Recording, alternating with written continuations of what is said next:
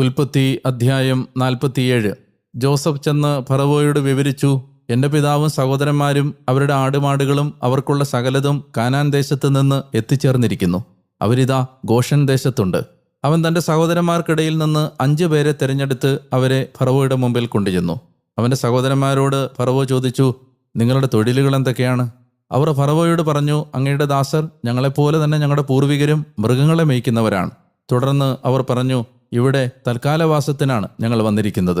എന്തെന്നാൽ കാനാൻ ദേശത്ത് ക്ഷാമം രൂക്ഷമായതുകൊണ്ട് അങ്ങയുടെ ദാസരുടെ കാലിക്കൂട്ടത്തിന് തീറ്റയില്ലാതായിരിക്കുന്നു. അതുകൊണ്ട് ഇപ്പോൾ അങ്ങയുടെ ദാസർ ഗോഷൻ ദേശത്ത് കുടിപാർക്കാൻ ദയ ചെയ്യണമേ.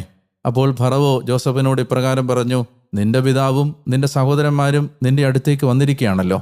ഈജിപ്ത് നാട് നിനക്ക് മുമ്പിലുണ്ട്. നാടിൻ്റെ മെച്ചപ്പെട്ട ഭാഗത്ത് നിന്റെ പിതാവിനെയും നിന്റെ സഹോദരന്മാരെയും പാർപ്പിക്കുക.